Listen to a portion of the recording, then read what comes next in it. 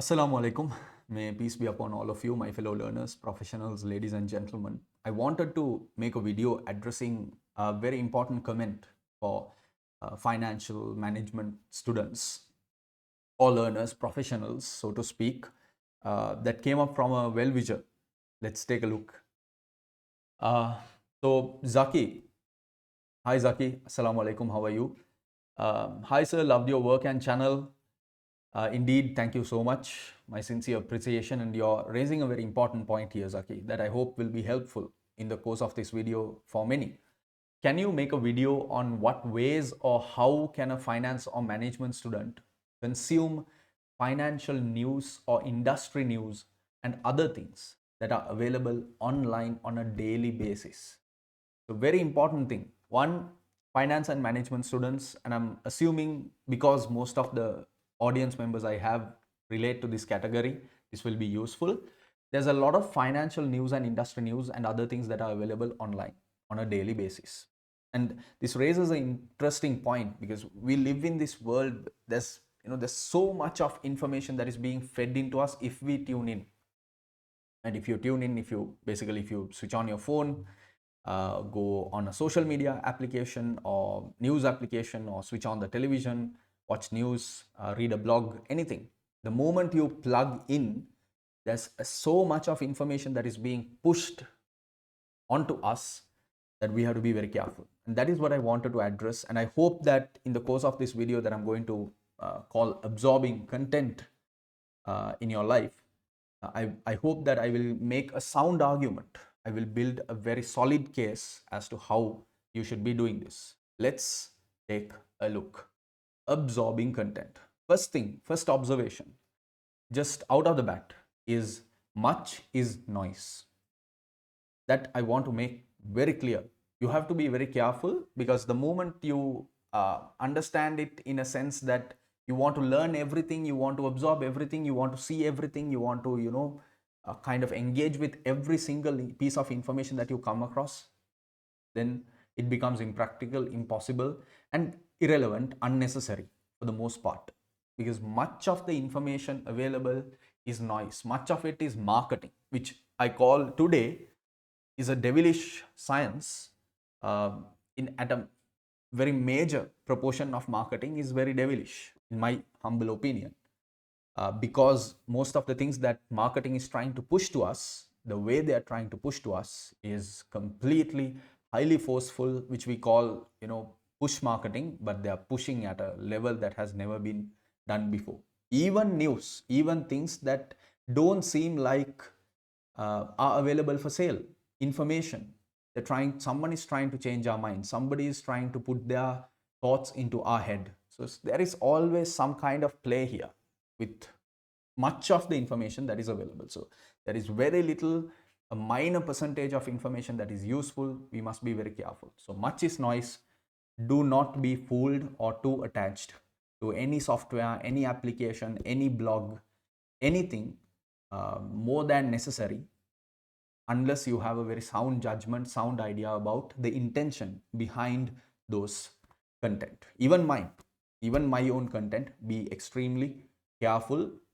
If you use your brain, if you use your thinking capacity, your cognition, your ability to comprehend, analyze, evaluate, think, contemplate, then you will be able to make a sound judgment. And I hope that the future points that I'm going to bring up will also help you. Now, if much is noise, one thing that we must understand is that when you think about information, which is essentially knowledge, because you are trying to absorb information to make yourself a knowledgeable person, right? You want to be a person of knowledge.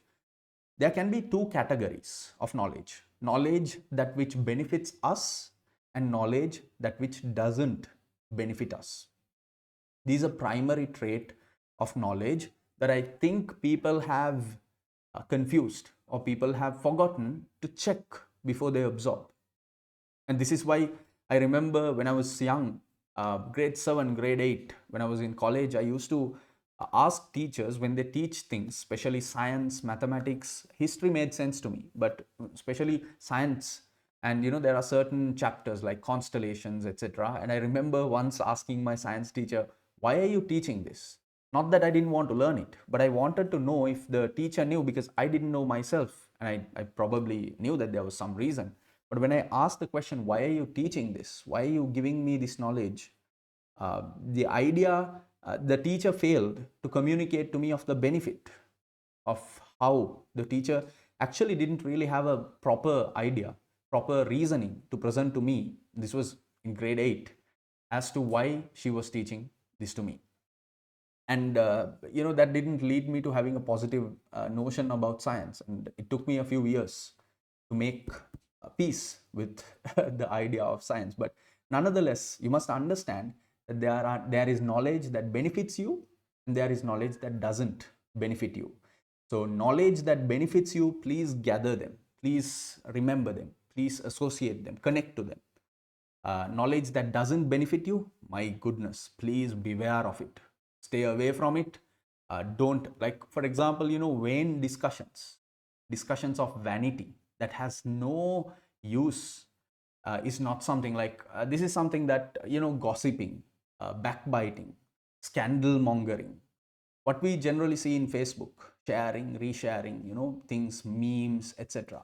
Now, this is knowledge and time and information that does not benefit the one who is sharing and the one who is seeing. You must keep away from that kind of information. And this relates to news as well. If you log into Reuters, Bloomberg, any kind of major news outlets and their websites, there's much that is not useful. You must beware of that. Then let's talk about knowledge that benefits you. Because you were talking about finance and information that benefits you, or how do I absorb them. Now, one of the fundamental criteria is you must have an understanding, or you must have a filter of your own to be able to distinguish between which knowledge that benefits you and which knowledge that doesn't. Now, in my early career, between 2010 2015, I used to be a person who was teaching many subjects along the lines of business and financial management, and I used to talk a lot, because I thought that the little I knew was actually a lot. But the more I grew up, the more experience I accumulated, I realized I don't have to talk this much, because I don't know much at all. And today, I'm a person who tries to talk very little, very carefully. So even when I make a video, I'm very extremely careful. It took me 3 weeks to think about this question and come up with something that I thought would be valuable to you. So let's talk a little bit about knowledge that benefits us. On the one side, if there is any kind of knowledge that will help you in your education, your educational journey, your college, your bachelor's, your master's, your PhD, etc. So you're going throughout a journey of education, it helps you grow, it helps you learn more, then that education is very important. That information is very important. What your teachers are teaching, what your lecturers are teaching, what you're gathering, the research that you're associating yourself with. This is important. So gather that. That is beneficial in your educational journey. Then your career. This is something that I can again relate to. In terms of my career, I was a financial analyst. I was a training and development manager. I was a planning specialist. I was into consultations. I was a lecturer, teacher, etc. Now, in these career elements, there is information that is useful. For example, as a financial analyst, I was analyzing Australasian market, certain industry sectors, renewable energy, online retail. I was analyzing from New York. I was working in the tech supply chain sector. Then out of Singapore, I was doing some work with respect to telecommunications, European telecommunications. So there were certain industry elements that were at the core of my career, core of my job at the time. I was a heavy specialist. I was reading a lot because it helped me be a good analyst. So if you're into a particular career path, or if you're currently engaged in a particular job and there is information, pick verified sources, verifiable sources. These are sources, news outlets, for example, like Reuters, Wall Street Journal, Bloomberg. There are people who are paid to verify their news before they publish it, unlike something like Facebook or whatever. So pick a few, don't pick everything. Is trust me, you can't learn or absorb every single piece of information that is available in the world. You absolutely cannot. So it's not about learning everything or getting everything possible. It's far better to focus on the quality of things that you can learn. So pick a few sources, stick to them. That will help you in your education and your career. That's one aspect. The second piece of knowledge that can help you is knowledge that can help you become a good person in your life, right? There is significant amount of knowledge that comes from, basically for me, if I personally relate to it, religion. My religion, Islam, when I actually start learning about it, I have realized that there is much knowledge that I hope to prove to you down the line also. Much knowledge that I have had no idea, but the moment I learn them, there is much use for me in my life. For example, a simple thing, if I take a piece of knowledge that is coming from the traditional science of Islam, that is drawn from the Prophet's sayings, is, for example, he says that if you, the strongest, or rather the noblest of characters, right, the noblest of character of a person, your character, my character, if your character is to be the most noble, then your faith must be the strongest. So vice versa, anyone whose faith is of the strongest level has the noblest of characters. Now, this is important information to me, important knowledge to me. Another important knowledge that I relate to is the worst vessel man fills is the stomach. So I never realized until I learned that. I never realized the connection our stomach and the filling of our stomach has to do with our character. This is why you see people who are well fed, who want for nothing, who are, just, wantonly eating lavishly, throwing away food, etc., have a different lifestyle to ascetic people, to people who are moderate, people who know how to live within their means. There's a significant difference between these two categories of people. So this is knowledge that is very, very helpful. So if you ever come across that kind of knowledge, that knowledge can help you in the long term to your life, retain it, gather it. But other than that, point number 2, knowledge that which does not benefit you, keep away from those. The moment you enter into a conversation, your friends, you gather with someone, and family, maybe gossiping, vain talk, especially talk about other people. You can talk about good values, you can talk about incidents that are happening, you can talk about nature, you can talk about tribulations and trials that you're going through, challenges, but beware of talking about other people. This leads to very judgmental statements coming out of your mouth that you cannot take back. That can be information and knowledge to another person to capitalize on you. For example, Kevin Hart lost the opportunity to host the Oscars because he had said something a long time ago in one of his tweets. So he lost it, and even though he has come back strong and he had to apologize and he went through so much, see what happens. Vain talk. You say things unnecessarily. This is more a threat today in the day of social media, where you can't really delete the things that you have said. So I fear, in my early days of social media, 2010, 15, 17, I've always been very careful with what I said, but I still fear, there might have been said something. So we must be very careful. Now, I want to take this a step further. So if you bear with me, I hope that the next 2-3 minutes will be also very useful. Let's take your attention a little toward the Holy Quran.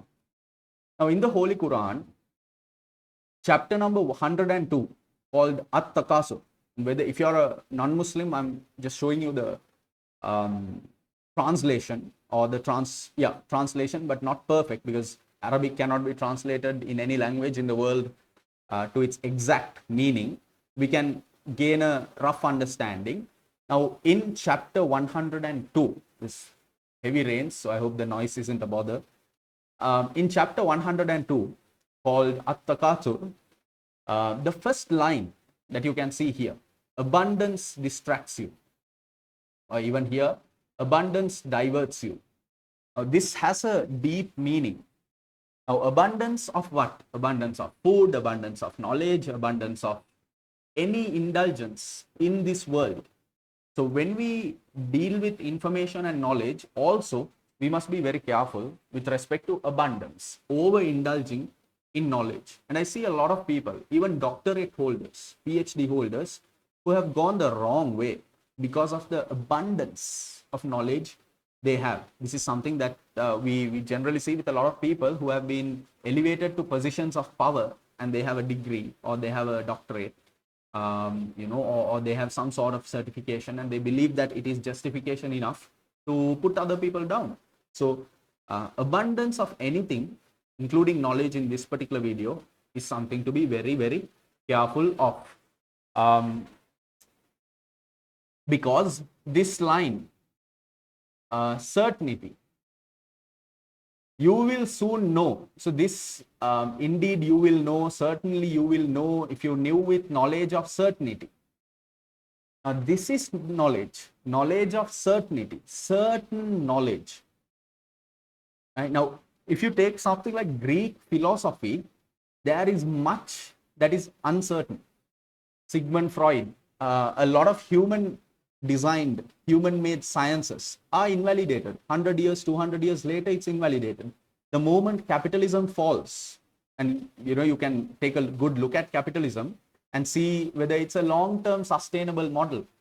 You realize when you look at some of the things that are happening today, some of the capitalistic economies and what they're facing today, you realize this is not something long-term. It might survive in my lifetime, but it is not something that is long-term. So certain knowledge is knowledge that doesn't change with the world, like the knowledge of good versus evil. So you must always attract yourself to knowledge that which is certain, that can really help you in the long run. Knowledge that doesn't change, like something like the truth, truthful things, because the truth doesn't change. For example, if you take the truth of the fact that trees give you food, now that is a certain truth. No matter what you do in the world, what you try to do, how powerful you try to make yourself be, how technologically advanced human beings think they could be, you look at the ancient civilizations, Babylonian, pharaohs of Egypt, Mesopotamian, these civilizations were far more advanced than we could ever possibly be. We're just people with screens, playing around with screens. But these people built massive gardens that we cannot fathom today. The irrigation technology that you have in Sri Lanka back in the early 1000th century is not to be like, engineers cannot come up with that technology today. They have no idea how it works. So these past civilizations were far more advanced. Do not be fooled. So then even them, their technologies, their advancements today, what has happened? Yes, you can't even find them. You can only find traces. But the things they did, the truthful things, have retained. So always be attracted to certain knowledge. And I'm glad that at this age, at this point of time, I can motivate you, I can drive you, I can push you toward this. Because I wish that someone had told me when I was in my early 20s, I really wish that someone had come and told me, Azman, attract yourself. There, when you think about knowledge, there's knowledge that benefits you, that doesn't. Attract yourself to beneficial knowledge that is certain, that will help you. If someone had told me that, I perhaps, but everything is good. I'm really happy of the journey I have taken. One last point, I want to take your attention to a tradition of the Prophet. The Messenger of Allah said, ask Allah for beneficial knowledge. Ask God, because God is the all-knowing, regardless of whatever we think. God is the all-knowing. So God is the owner of knowledge. So if we are asking for knowledge, we should be asking God. Ask Allah for beneficial knowledge and seek refuge. Ask for protection from knowledge that is of no benefit. This is extremely serious. I already told this to you, but rather than coming from me, if it came from the Prophet of God, I'm sure that you would have more motivation to adhere to it. So this is what I wanted to point out. If you are absorbing content, the summary is attract yourself to knowledge that which benefits you in your education, in your career, and in your life in the long term. That is the way I believe to go forward. Good luck, all the very best. Thank you very much for your comment. Thank you very much for sticking with the content. Keep these comments coming. I will think about them. I will try to develop content that is going to be very, very useful to you. May peace in Arabic, which is Assalamu alaikum, means may peace be upon all of you and all your loved ones. On that note, a reminder, anyone's looking for career guidance, educational guidance, mentoring services, you can always reach out to me. You can check out the links in the description and we can work together to help you guide your path.